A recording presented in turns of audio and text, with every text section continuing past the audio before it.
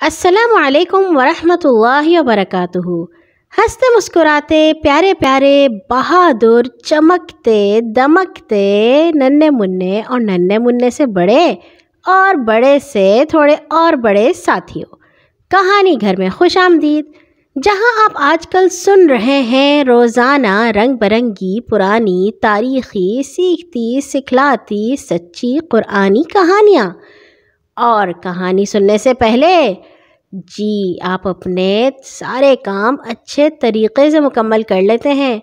انشاءاللہ ایک دو دن میں یا پھر آج ایسے بچے ہوں گے جنہوں نے کہانی سننے سے پہلے روزہ بھی کھولا ہوگا، کیونکہ سال کا سب سے اچھا بابرکت اور رونق والا مہینہ جو شروع ہو چکا ہے، رمضان۔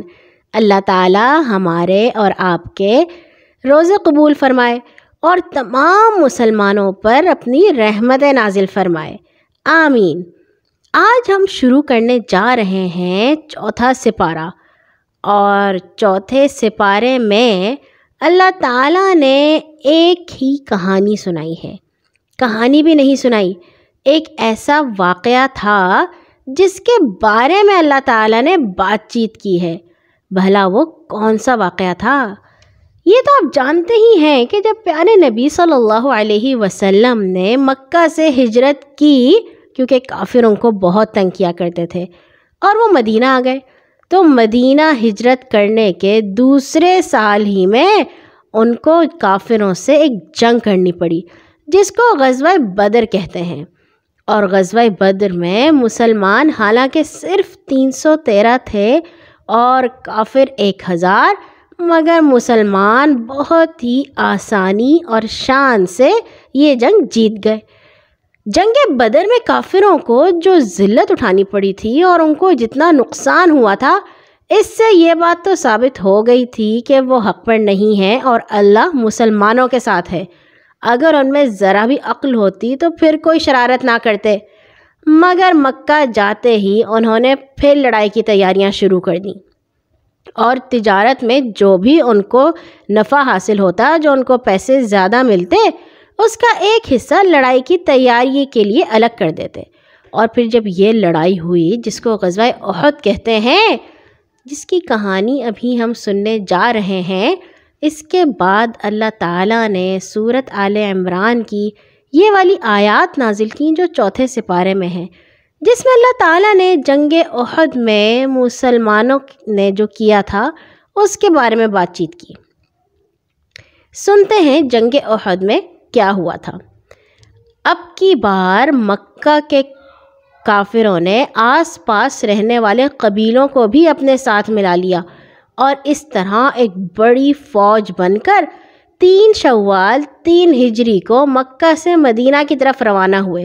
ان کی تعداد 3000 تھی، ان میں 200 گھوڑ سوار اور 700 ایسے لڑاکا نوجوان تھے جنہوں نے ذرہ یعنی لوہے سے بنے ہوئے کرتے پہن رکھے تھے، اور اونٹ وہ تو ان کے پاس ہزاروں کی تعداد میں تھے۔ اور اس بار ان کافروں نے بہت سی عورتوں کو بھی ساتھ لیا تھا، جو شعر گا گا کر انہیں جوش دلا رہی تھیں۔ جن دنوں کافر لڑائی کی تیاری کر رہے تھے، حضور صلی اللہ علیہ وسلم کے چچا حضرت عباس بن عبد المطلب مکہ میں ہی تھے۔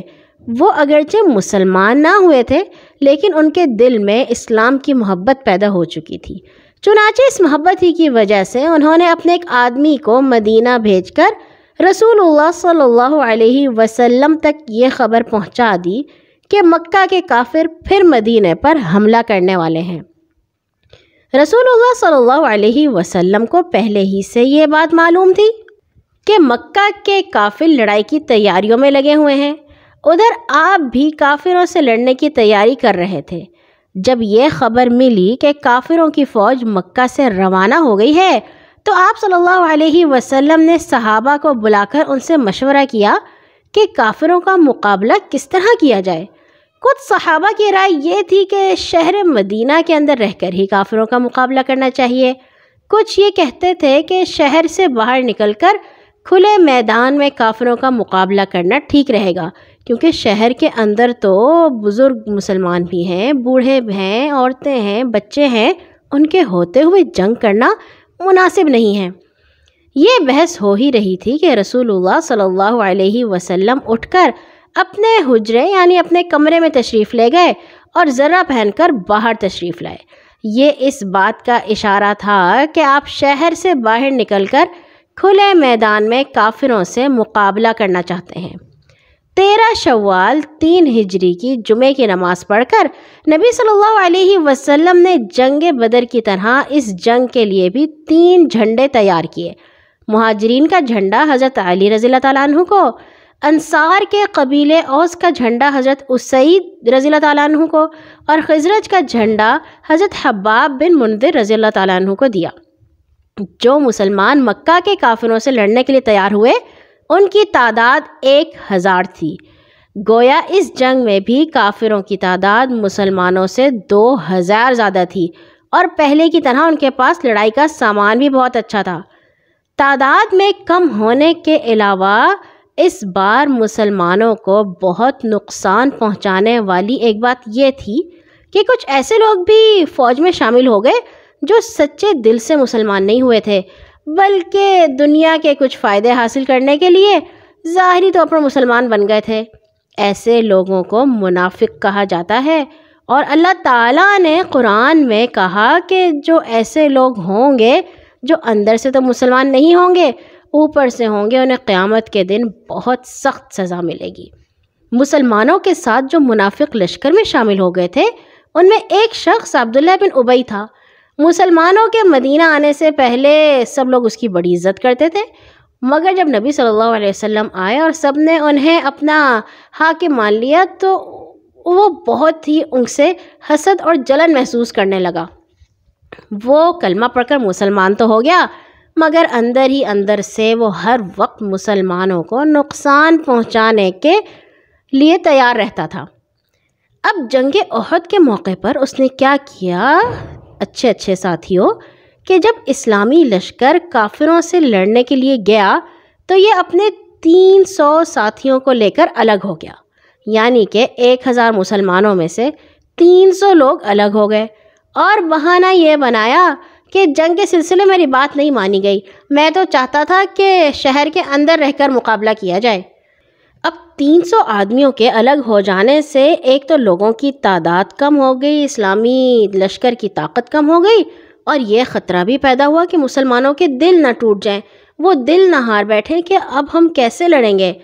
مگر اللہ کے فضل سے ایسی کوئی بات نہیں ہوئی، کیونکہ ان کا اللہ تعالیٰ پہ ایمان بہت پکا تھا اور وہ یقین رکھتے تھے کہ اس بات سے کوئی فرق نہیں پڑتا کہ ایک کے مقابلے میں 10 لوگ ہوں یا ایک کے مقابلے میں 50 لوگ ہوں۔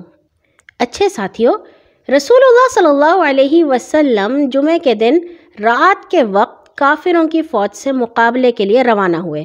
آپ کے ساتھ صرف 700 مجاہد تھے۔ جنگ بدر کے مجاہدوں کی طرح لڑائی کا ساز و سامان ان کے پاس بھی بالکل معمولی تھا، صرف 2 گھوڑے تھے، اور لیکن ان کا یقین تھا اور ان کا دل مضبوط تھا کہ ہم سچائی کی حفاظت کریں گے اور اللہ تعالی ہماری مدد کریں گے۔ نبی صلی اللہ علیہ وسلم احد نامی پہاڑ کے قریب رکے۔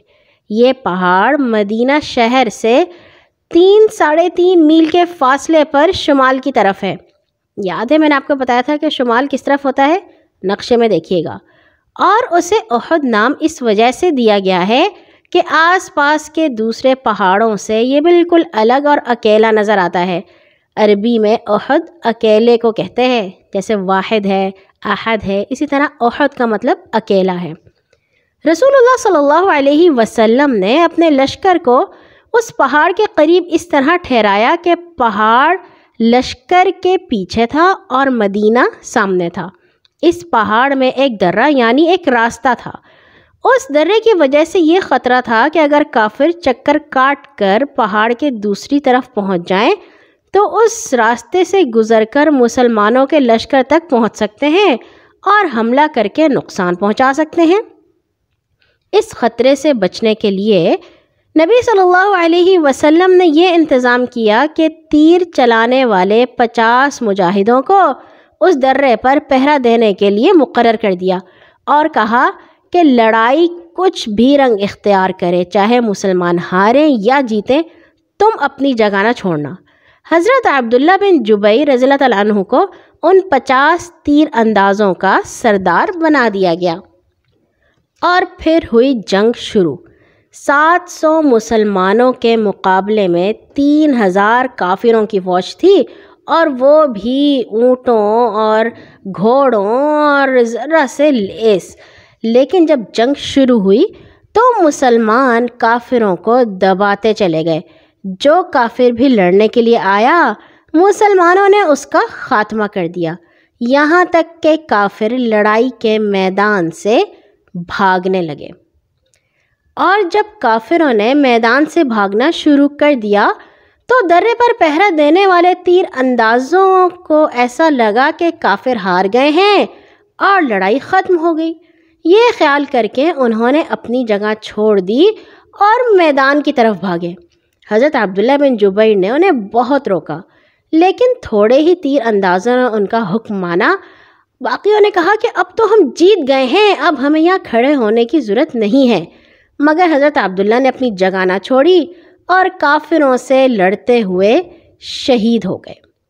اور اس کے بعد پھر کیا ہوا، یہ ہم سنیں گے انشاءاللہ کل کی کہانی میں، اور پھر ہمیں یہ بھی پتہ چلے گا کہ یہ جو اتنی اہم جنگ تھی جس میں مسلمان پہلے جیتے اور پھر ان کو نقصان اٹھانا پڑا، تو اللہ تعالیٰ نے سورۃ آل عمران میں اس کے بارے میں کیا بات کی۔ آج کے لیے اتنا ہی، کل آئیں گے اس کہانی کے بقیہ حصے کے ساتھ انشاءاللہ۔ ہر نماز کے بعد اپنے لیے اور تمام مسلمانوں کے لیے دعا کرنا مت بھولا کیجیے۔ اللہ حافظ۔